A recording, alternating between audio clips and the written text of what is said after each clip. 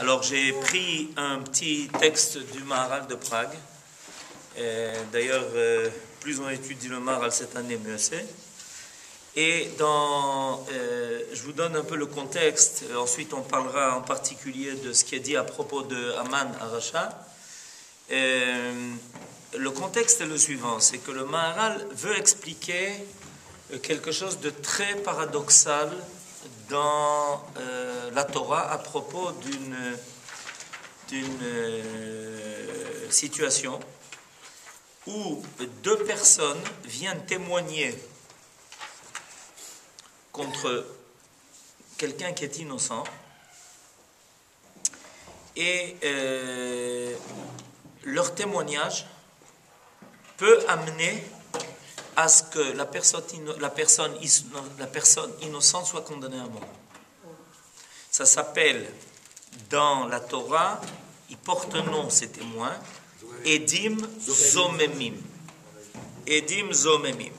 Edim Zomemim sont donc deux témoins qui se présentent devant un tribunal, et le tribunal leur pose des questions, et ils disent, oui, on a bien vu un tel, qu'on va appeler Shlomo, qui a effectivement commis un crime, et en réalité leur témoignage est un témoignage qui est faux. Sans entrer maintenant dans tous les détails de la...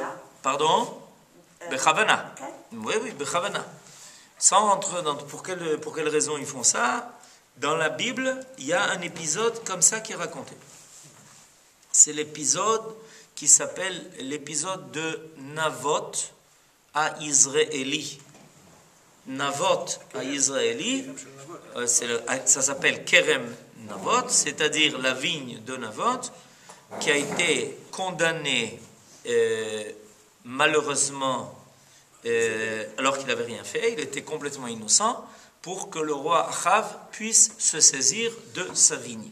Et c'est donc arrivé, cette histoire, c'est une histoire qui arrive, où deux personnes, les témoins, on leur a payé ce qu'il fallait leur payer, ils ont témoigné de ce qu'ils ont témoigné, et il y a quelque chose de très particulier dans cette halakha, c'est que si on réussit à découvrir leur complot à temps, c'est-à-dire avant que la personne contre laquelle ils témoignent ne soit exécutée, alors on les exécute à eux, de ce faux témoignage qui a failli amener à la perte de quelqu'un d'innocent. D'accord? Par contre, si on a déjà exécuté la personne innocente, ces deux témoins-là, qu'est-ce que vous avez dit? Pas du tout. Ils sont pas du tout, on ne peut pas innocenter des gens qui sont coupables. On laisse. C'est bien, vous réussissez. Ça vous dérange, ça, qu'on dise qu'on les innocente. Vous avez raison. On ne les condamne pas à mort par un tribunal terrestre. On laisse à une peine divine. Et ça, c'est très paradoxal, parce qu'a priori, nous sommes habitués à l'idée que ce que l'on fait est plus grave que ce que l'on pense.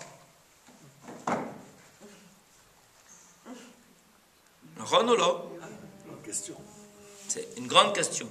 Voilà, la question a été posée. C'est à cela qu'on est habitué en général à cela. C'est-à-dire que, bon, il a pensé des tas de choses, mais finalement, il n'a pas fait. Et dans ce cas-là, c'est le contraire.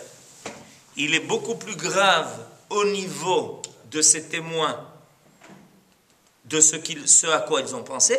Ils ont comploté de faire accuser quelqu'un d'innocent et ils ont failli provoquer sa mort. Si on les attrape à temps, on va les condamner, on les amène devant le tribunal, on les condamne à propos de leurs pensées.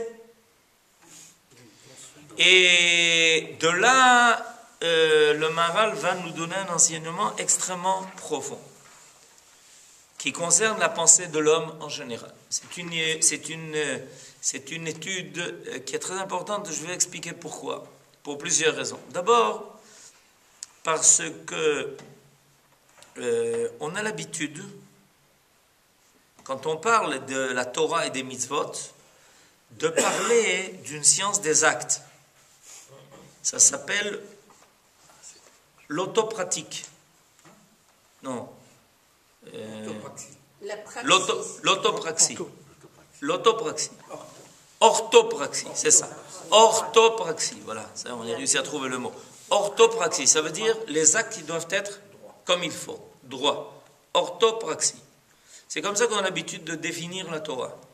Or là, tout d'un coup, on nous ouvre une fenêtre et on nous dit, non, tu te trompes, la Torah ne s'occupe pas que des actes de l'homme, elle s'occupe aussi de ses pensées. Et on juge même à ce niveau-là. C'est ce qui est dit à propos de ces deux témoins. Deuxièmement, dans le monde occidental, ce qui détermine les choses, c'est finalement ce que tu as réussi à faire.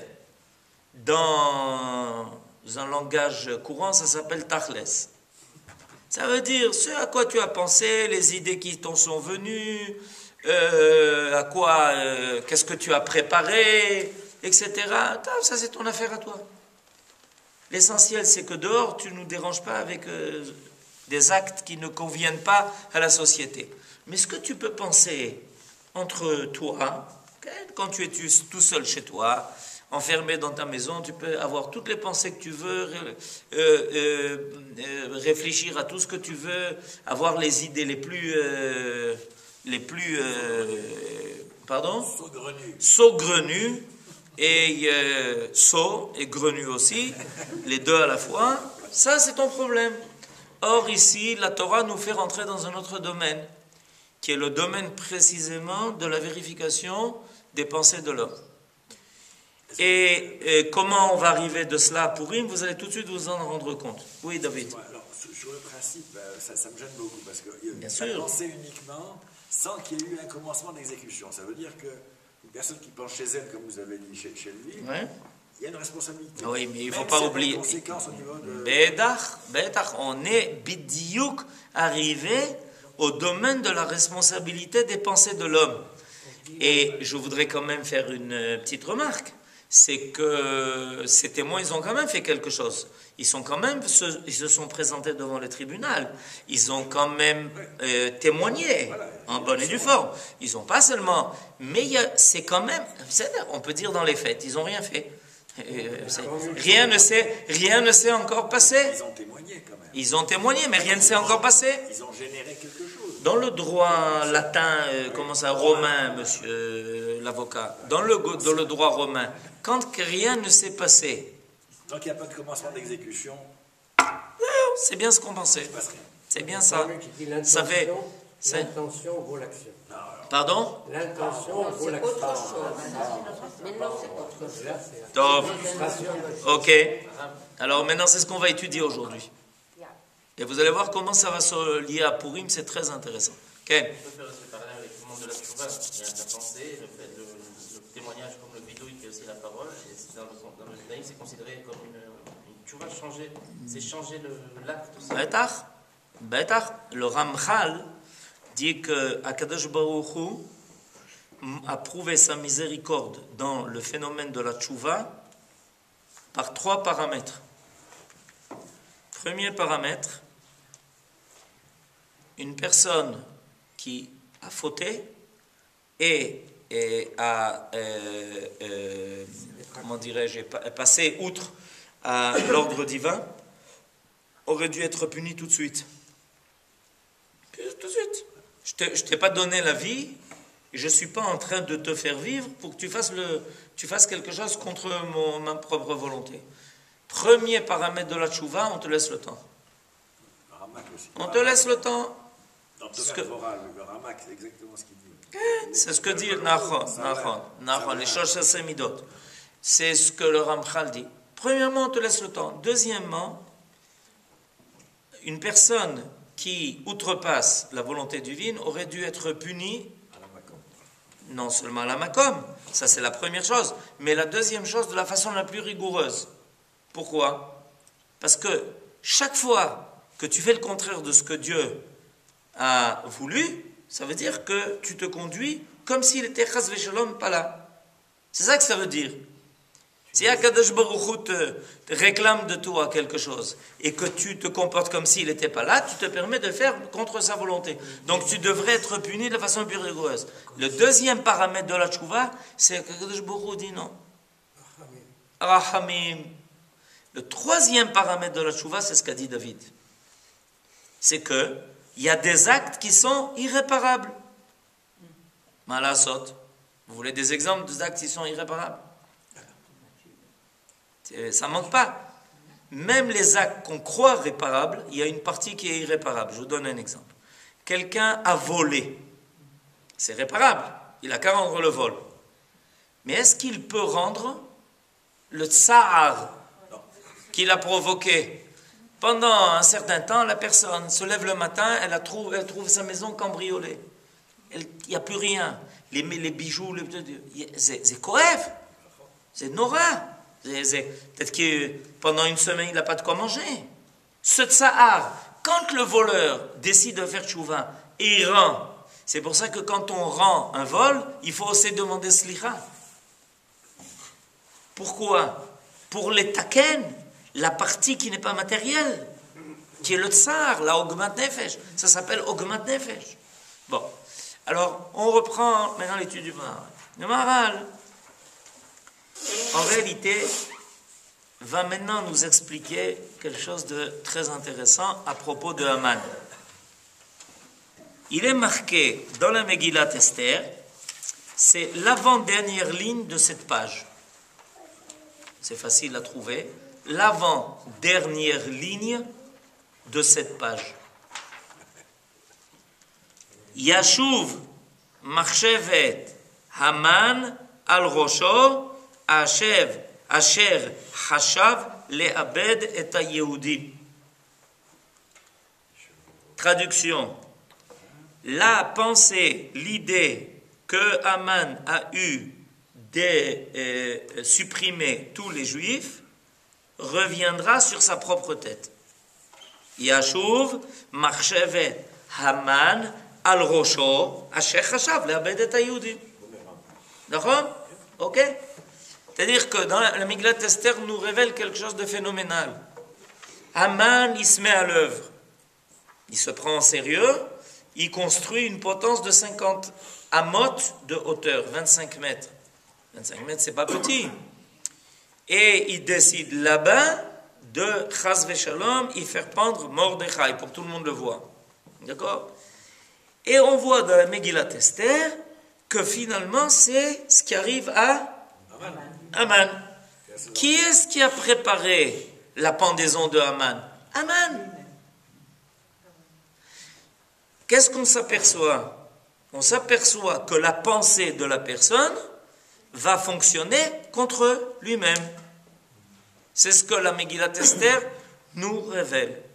Qu'il y a dans le monde quelque chose de très particulier, c'est que la pensée de l'homme peut se retourner contre lui-même. Et la Megillah nous précise que c'est comme ça que ça se passe. C'est pas que Haman a été puni. C'est un élément qui est extrêmement important dans la Megillat Esther. C'est pas que Haman a été puni. C'est que Haman a été puni de la punition qu'il a préparée pour Mordechai. C'est-à-dire que l'idée qu'il a mise au monde a œuvré. Elle a œuvré. Cette idée, c'est pas une idée qui est vaine. C'est ce que le Maharal veut nous enseigner. Quand on pense une idée, quand on a une idée en tête, cette idée, elle ne disparaît plus. Elle existe. Il faut s'habituer à l'idée que les idées ont des réalités, sont des réalités. C'est réel. Pour nous, on a l'impression que l'idée d'une personne, une marchava, c'est quelque chose de vaporeux, c'est quelque chose qui est insaisissable, c'est quelque chose qui en réalité n'existe pas. C'est juste un rêve. Or, la Torah nous enseigne que c'est pas du tout comme ça que ça se passe. Une fois que l'idée est apparue, elle est là.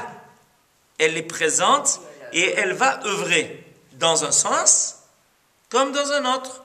Alors, Haman, il y a des idées qui sont futiles. C'est-à-dire que, évidemment, il y a aussi des niveaux dans les idées. C'est exactement comme les actes. Il y a des actes qui sont faits de façon, comment dirais-je, tout à fait par inadvertance. Même Shabbat. Il y a une grande différence le Shabbat quand on doit vérifier ce que quelqu'un a fait quand il a transgressé Shabbat. S'il a fait mitasek. Ça veut dire qu'en réalité, je suis en train de faire quelque chose et puis tout d'un coup, par exemple, j'ai un fil en main. Puis je prends le fil en main et puis tout d'un coup, sans que j'ai voulu, tout d'un coup, hop, un nœud. Ce qui est interdit. On n'a pas le droit de faire un nœud le Shabbat. Mais ça s'appelle mitasek. Mitasek, ça veut dire qu'en réalité, je ne voulais pas qu'il y ait de nœud, j'avais pas d'intention. Des fois, il arrive des choses où il y a même honnête, plus que ça. Il y a même des cas où on n'a pas voulu, on avait une volonté contraire. Quelqu'un te pousse, tu tombes sur l'interrupteur, tu allumes la lumière. Tu n'as pas transgressé Shabbat. Tu es exactement comme une planche qu'on a fait tomber sur l'interrupteur. Il n'y a aucune responsabilité à ce niveau-là. Mais il y a shogeg, comme a dit David. Shogeg, c'est déjà autre chose.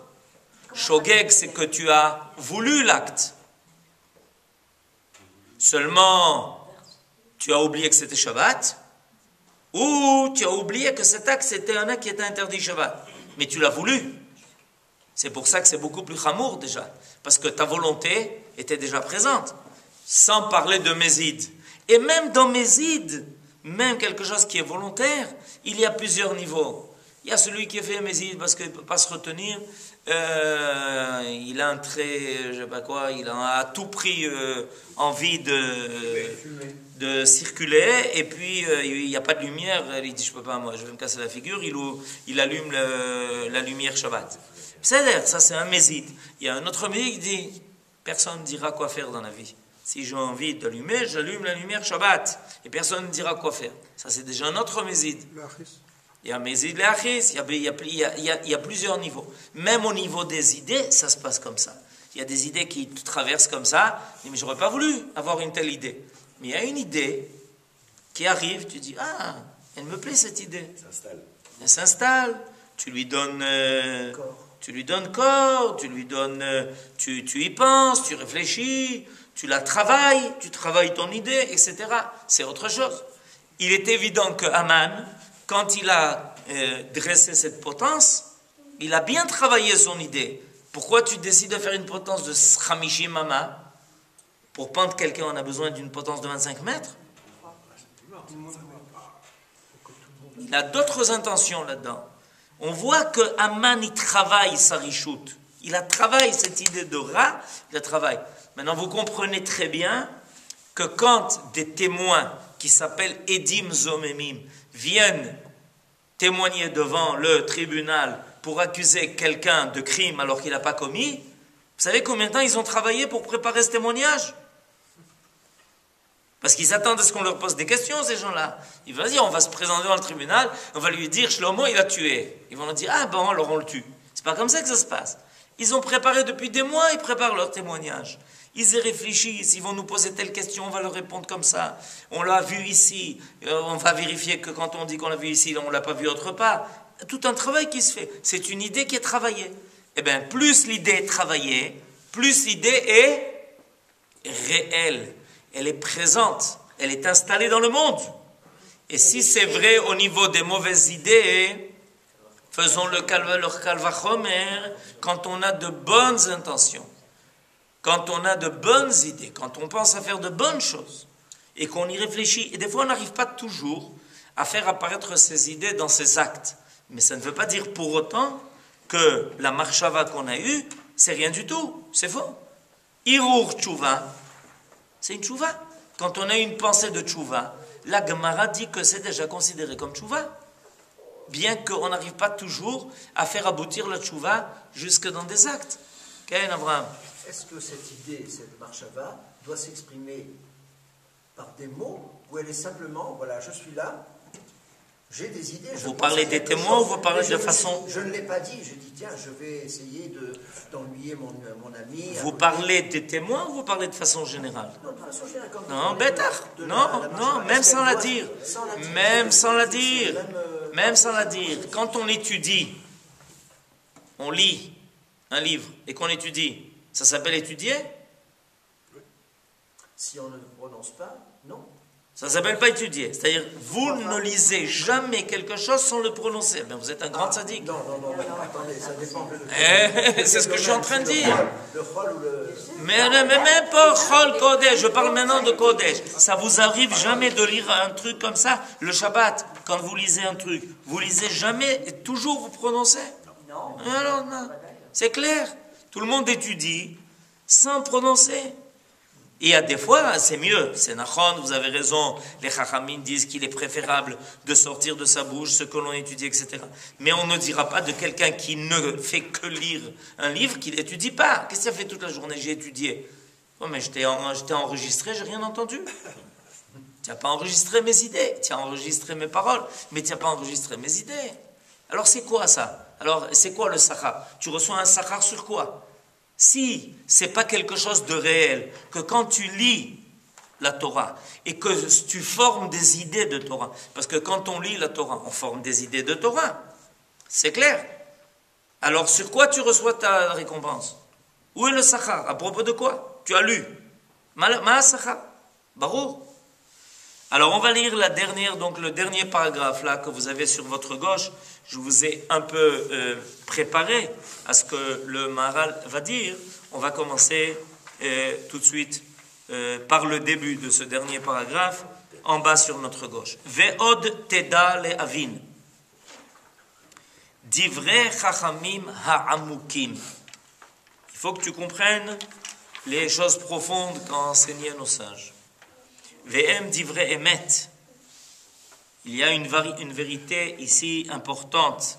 Ma she'amru ka'asher zamam ve'lo ka'asher asa. On punit les témoins pour leur intention et pas pour ce qu'ils ont fait. Ki zeu misgulat ha'machshava. Parce que là, on découvre le secret de la pensée. Ve'ze ki en ra'ui lefi asvara sheyeh din ed zomem lemita. D'après la logique des choses, on aurait pu penser qu'on ne peut pas condamner des gens qui n'ont fait aucun acte, qui n'ont fait que penser.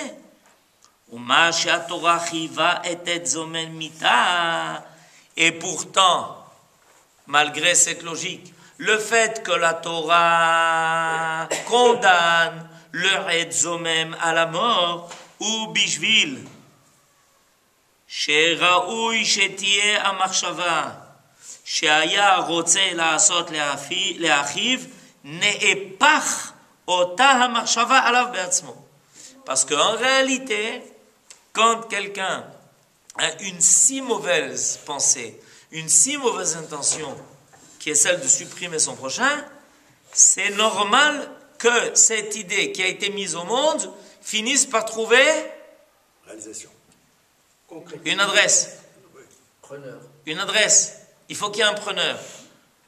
Or, qui ne peut pas être preneur de cette idée? Celui qui est innocent. Celui qui est innocent, celui qu'ils ont voulu culpabiliser, il n'est pas preneur de cette idée puisqu'il n'a rien fait. Et cette idée, elle est présente dans le monde. Sur qui elle va finir, à qui elle va finir par accrocher? À celui qui est bémet coupable. Cette idée étant présente dans le monde, elle cherche une adresse, dit le Maharal. Or, l'adresse ne pouvant pas être la personne innocente, comme un boomerang, ça revient à la personne qui est bémet coupable. C'est celle qui a eu l'idée. Vehu aya choshev leorgo, yene epach alav, veye dino, Liot Neherag. Étant donné qu'il a pensé tuer son prochain, c'est lui qui va être tué. Ukmo she'amara katuv, et c'est comme ça que le verset l'enseigne. Verasitem lo ka'asher zamam la'asot le'achiv, et vous lui ferez ce qu'il a pensé faire à son prochain. Ve'lama utzrecha Torah litlot atam beze. Et le Maharal nous fait une remarque importante d'exégèse. C'est qu'en général, la Torah ne donne pas les arguments de la punition. Quand la Torah dit que quelqu'un est chayav mita, elle ne te dit pas la raison. Elle dit, celui qui a fait telle faute, chayav mita. Elle ne donne pas les raisons qui font que son jugement est mita. Vous comprenez ce que je dis ou pas? Il n'y a pas d'argumentation dans la Torah. Attendu que...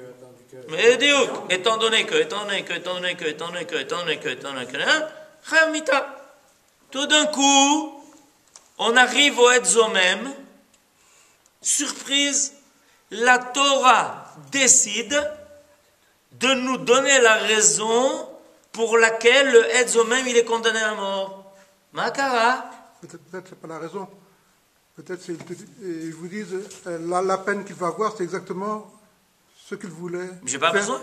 Si la Torah nous avait dit que le Etzomem il est chayav mita, il est chayav mita. J'ai pas besoin de moi savoir la raison. Il n'est pas chayav mita, c'est-à-dire s'il avait voulu faire autre chose que de condamner. Ça c'est autre chose. C'est que ça, la mesure de sa punition, est en fonction du témoin. Pourquoi? Parce que ça vient bidiouk souligner ça. C'est quelle est l'idée qui va se retourner contre lui? L'idée que lui a pensée. Si il a pensé condamner quelqu'un à payer alors qu'il est innocent, c'est-à-dire que ce n'est pas lui qui doit payer, il payera.